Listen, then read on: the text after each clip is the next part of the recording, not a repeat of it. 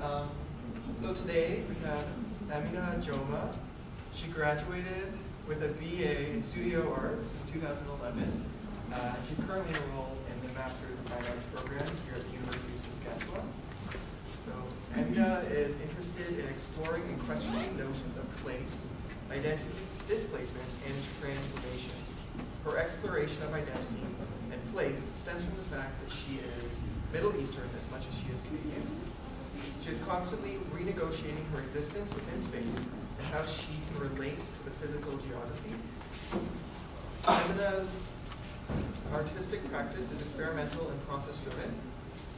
She is interested in the physicality of art making. In her practice, she attempts to create unfamiliar spaces through the mediation of chaos and structure, expressing an ambiguous moment during catastrophe and the process of healing. Thank you, Matt.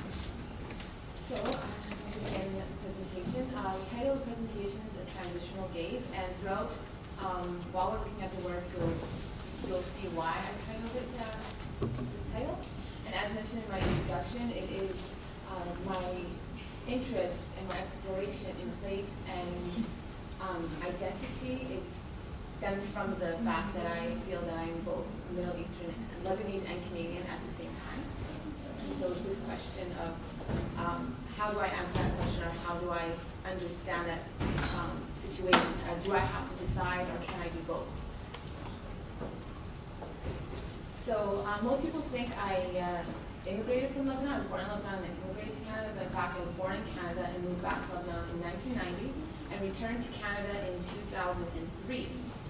At this point, that is when I realized that I'm constantly renegotiating my space and how I relate to a physical geographic place.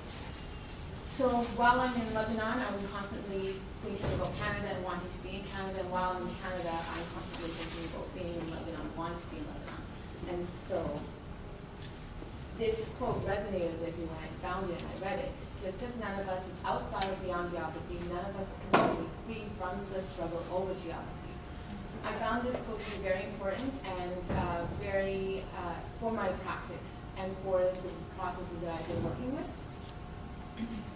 Diasporas have led to large groups of people kind of floating in that in-between place where there is no physical, I'm going to use place again, to kind of relate. So, and I feel like I'm in between. I've felt that way for the majority of my life. Catastrophic Uncertainty is the first series of images where I begin to explore space and navigation through space. In this series, it was important for me to create an image where I want the viewer to kind of feel anxious, and I want the viewer I would like for the viewer to kind of navigate through this space. The initial resources that I used for this body of work were images of collateral damage, of warscapes in the Middle East. Because I'm interested in how people interact or reevaluate the space that they're in when it was so familiar and then suddenly it becomes very unfamiliar. And how do they create new connections or new ways of moving within that space. The process is very important because I begin by building up an image and then I go back in and I break down the image. And it's this push and pull of breaking down the image and building it back up. Materials as well played a strong role in the image in this series because I was interested in the idea of permanent versus non-permanent materials and how these materials will either play together, interact with each other, or move away from each other or reject each other. Turkish coffee, both in powder form and liquid form, is one of the main materials used for this series. And I specifically use coffee because where there's areas where you see the coffee kind of dry, is going to eventually flake off. Or where it's not mixed with, where it's mixed with medium, it's more of a permanent kind of mark making. And I'm interested in seeing how these images in the long run will kind of dissolve and what parts will remain. Also, the coffee was meant to symbolically reference the social connections and social threads that happen in a community, because I find that a lot of people socialize while they're drinking coffee. Coffee is something that's presented during the most mundane times and during the most extravagant functions. During this time, while I was working on the series of drawings, I as well continued to work on a series of photographic images that made up this piece, Where Are You From? At this point, I'm working both figuratively and with the landscape, but I'm working with them separately. And this specific piece was participatory.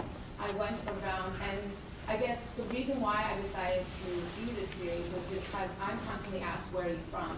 And then re-asked, well, where are you really from? Depending on how I answer, who's asking. If I say I'm Canadian, well, they want to know where else I could possibly be from. So I went around and I asked people if they would like to participate, and if they said yes, I would ask them the question, where are you from? Hand them a pen and a paper, and they would write their answer down, and I would photograph them and their answer. Now, in this series, I'm questioning stereotype, I'm questioning the dilemma that the question causes, and I'm questioning a sense of place.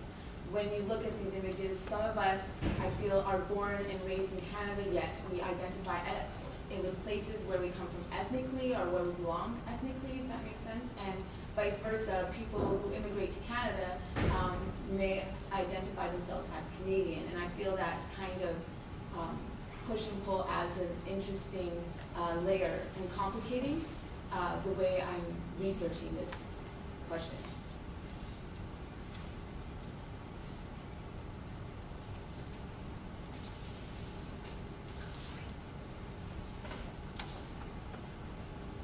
At this point, I moved back into drawing. I'm done with the other two series. I moved back into drawing. This time, I'm still working with this idea of the push and pull, the breaking up, the breaking down the image and building it back up. But you do notice that there's more reference to structure. I am not abstracting as much. I mean, it's still abstract, but there are more references. The vertical lines are referencing more of the structure and a space. It's not so flat where you're unable to kind of move through, and there's an addition to color where I'm symbolically referencing the figure. And this piece specifically was a turning point in my practice, because I started to question, why am I excluding the figure in a more suggestive manner? And how would I go about bringing the landscape and the figure in the same kind of image? So I moved on to this piece, and it was created for a group show titled Nest. I'm still referencing images, but this time I'm referencing images of bruised skin, or bruised or scabbed, cut skin. And I'm looking at the images and I'm abstracting it. And when I thought about the word nest, I feel like in many ways we nest in our own skin. Skin acts like a protective layer that shields or protects what's the fragility beneath the skin. And so those were the things I was thinking about with this specific piece. The small pieces were put together by sewing pins. And I was interested in using sewing pins for the reason that I'm thinking about mending and how skin, when it's bruised or hurt, it transforms and the texture changes, and how the process of healing and how the skin heals. So the pins, the sewing pins, were meant to symbolically reference that idea of mending. These are smaller close-ups of the images that were making up the blanket. The blanket doesn't exist anymore. It was just for that show. I have a few of the pieces still that I decided to keep as separate standalone images. And at this point, I'm not completely satisfied with what's happening with the drawings. I feel like there's still something missing. And from here, I moved back into photography. But this time, I'm working with pinhole images, and specifically the digital pinhole. I like this idea of taking a digital, something that's new technological, and transforming it back to an analog image. tool. So I took the pinhole and I set it up. And with this series, what has changed is that it's more performative. And now I play two roles. I'm the gaze behind the lens, and I become the subject in front of the lens. So I'm in two places at one time while I'm creating these specific images.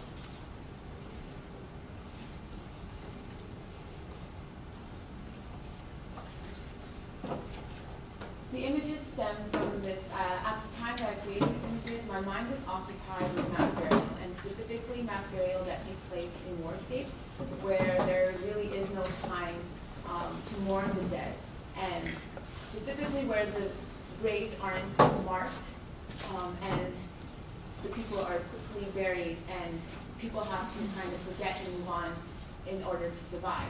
There's no time to sit there and think. And I use pinhole because I like the way the pinhole allows for surprises, and I like the soft, ephemeral kind of not in full resolution image that is taking place with these images. And similar to the drawings, it's still a very activated process because I'm not completely aware of what's going to happen. I have to be back and forth, and so I'm always interested in the little surprises that take place after the fact, where I'm looking at the images, similar to the drawings where I'm destroying it, and then I have to figure out how to rebuild it.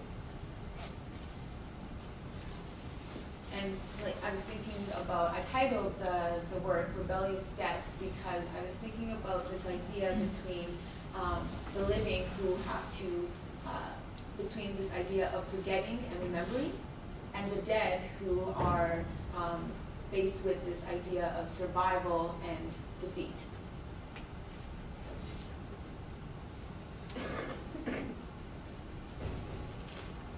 At that point, I'm still working with the landscape and the figures separately with these ideas. And I came across this quote, and I put this in because the artist, her name is Leila Al-Shawa. She is a Palestinian artist. And when I read this quote, it came to my mind. I was like, this is exactly what I've been trying to say or wanting to say, and I just haven't figured out a way of saying it. So the land and the body are linked, and both bear the scars of different forms of invasion. So I decided for the next series of images that I'm going to experiment with, I want to bring the landscape and the figure together. So I created a group of diptychs, and there are these dualities that are taking place in the work, so I figured I wanted to work with this idea of having dual images, where on one side the figure is static, and on the next side the figure is moving. I am trying to document this idea of movement throughout space. Similar to the catastrophic images, I'm working with images found on the internet of collateral damage that was in the middle, specifically in the Middle East. And I would project the image onto my body, and I'm still working with the wrap body, with this idea of the shrouded, covered body. And I wanted to create these obscure, kind of unfamiliar spaces where there are parts that are obliterated, and the way I'm obliterating, instead of through mark making, I'm doing it through the movement and the documentation of my body and how I'm moving through space. As well, I'm still working with this idea of performance and gesture and seeing how I can push that further in this body of work. And in many ways, I feel burial and death, the landscape kind of covers and acts, so there's this layering of covering that's taking place in the work where I'm either speaking about my wrap body covered with the land, or I'm projecting an image onto me, onto my covered body, so there's different types of layering that are taking place in the work, and then the idea of the blurring kind of adding an additional layer. I mean, can I ask you, sorry, I'm sitting behind you, but can I ask a question? If you were to have these printed, what would an ideal size be? I'm still kind of playing with that at this point. I have printed them out at, I think, 12 by 16. I think I would like them larger. And I'm still putting with paper. I'm finding that I'm unsatisfied with photographic paper, and I think I want to work with a more translucent, transparent type of surface, and seeing how I can play with light and movement, because most of the images are about memory and this idea of documenting what was before. So that's kind of interesting to me.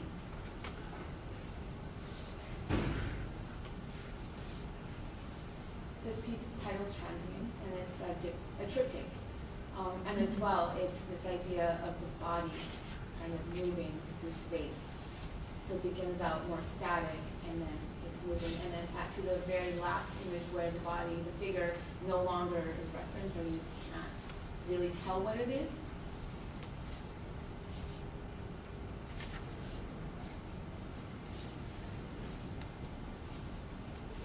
In this image, I continue to work with the projected internet images, but my body isn't necessarily shrouded or covered, but kind of in a way camouflaged within the scene, where I'm similar to thinking about that quote where the landscape and the figure are linked, and so you kind of have to go around, and it's almost like a little surprise sometimes. If they're smaller, you have to. If they're more intimate, you have to go in and then you discover the figure. So it's this idea as well of finding something or stumbling across something and reading into that. Aminah, Yes. when I look at these, I'm very aware of your figure and your hair kind of beats black is kind of a boy. And in some of the works, they almost seem to kind of integrate into the photograph. But here, there's a really very strong separation between the photograph and the figure. Are you still satisfied with that dramatic separation, or if you were to redo these, would you kind of soften the black and try to integrate it more? Actually, I'm satisfied with I guess I'll just move on. So there's these images. What happened with this series is that I discovered something that the silhouette, and how the silhouette is coming into formation. And so I took it upon myself to kind of go do more research into this idea of the silhouette and the idea of darkness and black. And just one moment. So the silhouette is something that artists have worked with primarily throughout art history. The silhouette has been used to suggest rather than depict, or to describe. So I like this idea of suggesting that there's a figure. And I also like that the silhouette also refers to soul, life, essence, or the strength of the individual. And I came across a quote by Fox Tableau that he said that he created a process that fixes the shadow forever in the position which it seemed only destined for a single instance to occupy. So I decided to experiment more with this idea of the figure. I like what the silhouette is standing for, and I feel that it really defines many of the things that I'm interested in. And so I decided to continue with the silhouette. I like this idea of having that black void being a part of the image. So it allows for the viewer to kind of either place themselves in that position, or to imagine either it's something that's coming into formation or something that's kind of being destroyed. I find this makes much better forming in the sense that then the other one is like a contour line that wraps around the figure and kind of separates. It sells my eye between, probably the landscape and the figure. And here, because it's a bit of motion, this is a bit of overlap, because some areas are somewhat transparent, it's a really natural progression between the landscape that the figure is located, and you move easily between one and the other. It's a nice transition. So I moved from this specific body of work and photography, and I moved back into painting this time. Still working with similar ideas that I was working with catastrophic uncertainty, and I'm interested in this idea of the silhouette. But with these images, I'm almost breaking down the landscape or the picture plane into two halves. And for this specific next few paintings, I decided that I was going to use resources that were specific to streets I grew up on, and aspects of homes that I lived in. So I'm still abstracting, but at the same time, there are still identifiable sections that people can kind of relate to, or understand that there's this idea of structure in space.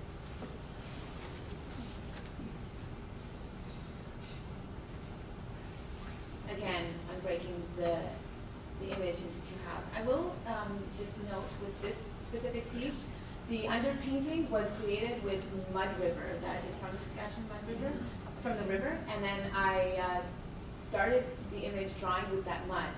And then I taped off areas and I would go over it with more permanent types of material like paint, acrylic paint, and then this idea of drawing back in. And I like the drawing lines because they are not necessarily integrated, they're kind of sitting on the surface, and they can be, aspects of it can be erased or solidified in some ways. And I'm interested in obstructing the viewer's entrance into the picture plane. I want them to kind of stand in front of the images and figure out, like, okay, so if I can't get through here, how am I going to navigate through this space? And as well, I'm talking about the landscape that is destroyed or that had some kind of disaster on it. How do people rethink these places and rebuild? And what are the decisions that are made when that process comes?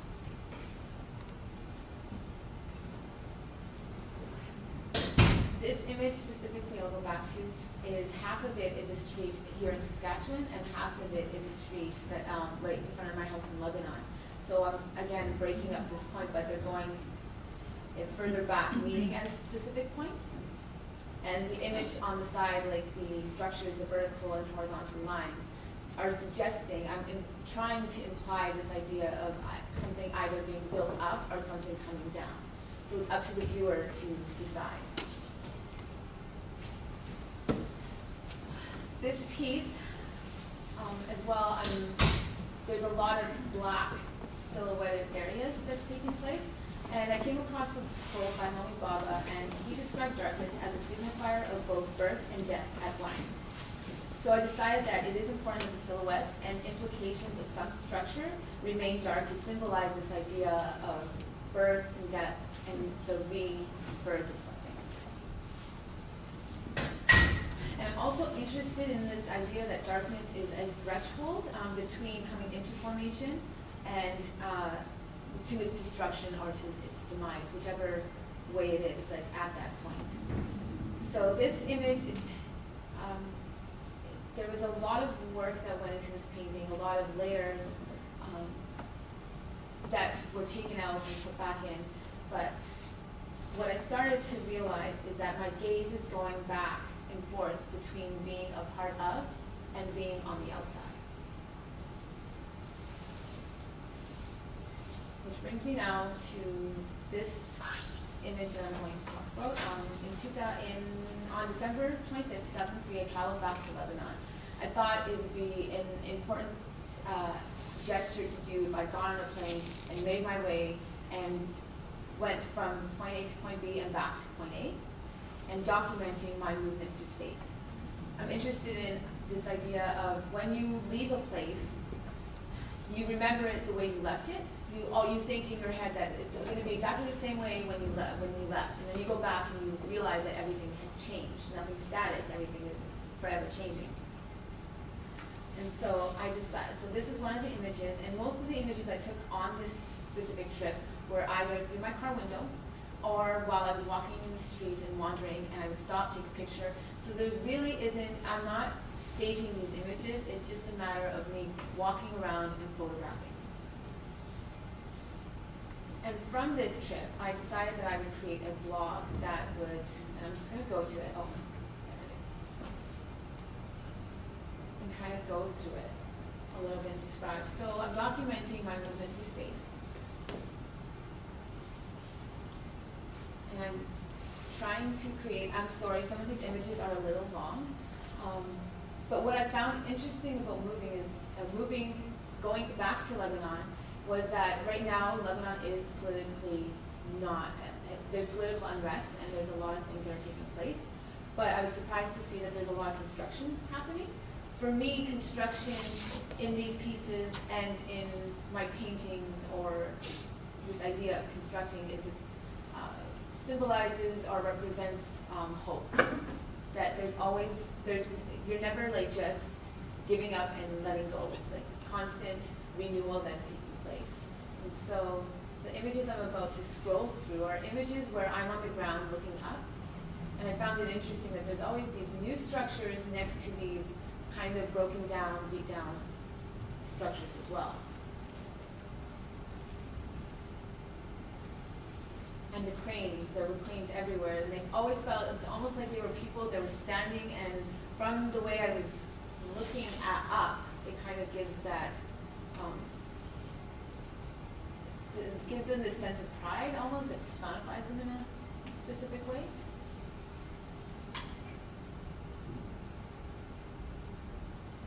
Again, the old and the new that is taking place.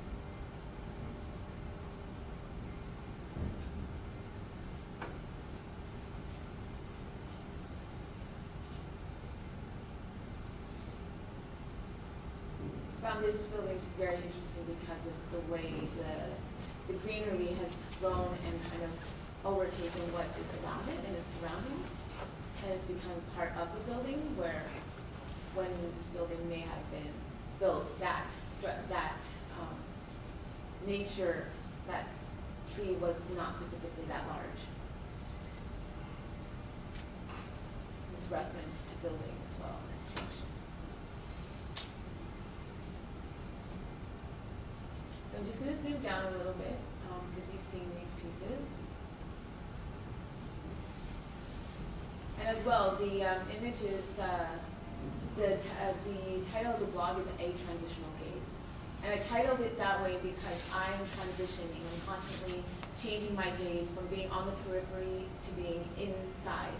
And and I discovered that it's happening within the drawings and the paintings and the photography itself. These were just airport images, and I find airports as well are a place of no place, and it has been written about that when you're in an airport, you're never really anywhere. Like, everybody's kind of in between. And I will say that the images you're looking at now, most of them were created using my cell phone, and so I'm also interested in this idea of the instant image. I was using internet images of war that were being used, that were being updated. So constantly right now, the viewer or the person in those situations is able to photograph and send it out to the world, and it's personal and it's on first known basis rather than, and so the way things are being brought into formation is very different, and I like this aspect of the immediacy that the cell phone offers. And so while I was there as well, there was 2 car bombings that took place, and so I as well just walked through the space and photographed what was happening. And it was really interesting for me to see like how this destruction and then the way people were interacting in the space. You would think that they would sit home and not go anywhere, but the streets are really busy with people.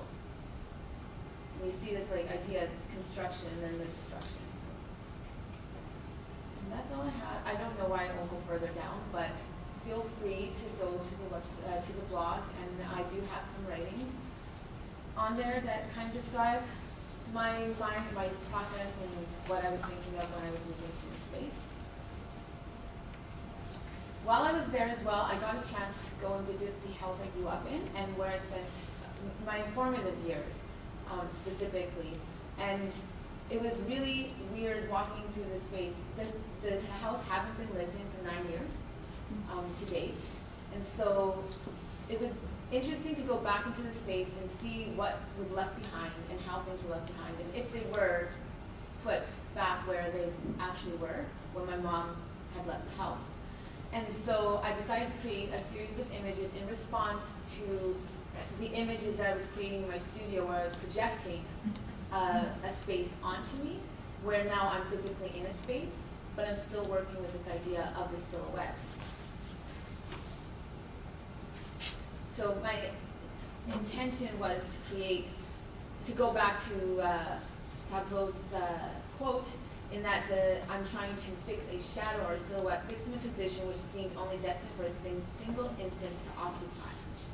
as well, Penny, I'm going to say her name wrong, Casino Levine, explained how Canadian photographers use the rectangular opening of a photograph, and she specifically was talking about Evergon's work here as an opening into another world from which emerges a figure who appears to reside at once both outside life and in it. So again, it's this idea of being at the threshold, and I like that this figure is emerging and disappearing, where parts of the figure are apparent and then parts, either the figure is completely blurred out. And so I created a series of images similar to this, with a slower shutter documenting that time frame and the time passing. From these images, I was really inspired to go back in and begin to draw again. And so I started working. I went back to using the figure, or exploring the figure, but I isolated the figure from a landscape, and I'm specifically looking at that movement that is occurring in my photographs and bringing it into drawing. And I'm interested in this idea of mark making on the paper, and the tracing and the history, and how I'm erasing around it or building it back up. And I think I would like to continue with using black charcoal for this series. These are small studies.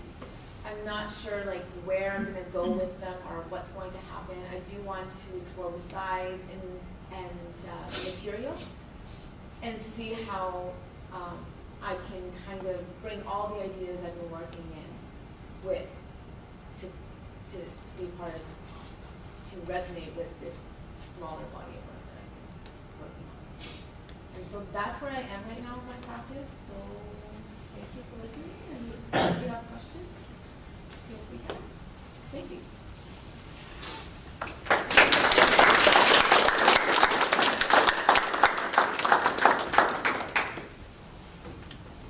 I'm kind of interested in you going back to your creations again. Did you have to bring into the property, or was it? No, it's our house, and my uncle lives right next door. Okay. So it's not necessarily abandoned. It's still our house, and we can go back to it anytime. When you are living in small towns, usually you don't buy houses. You build your house, and that's your house forever. Okay. So it's usually on land that you own, and so these houses stay for the people that you belong to. So our things are still in there, like cups and beds, and there are other images where there are implications of those objects within the space. Did you take more photographs of the home and your figure in the home? I did.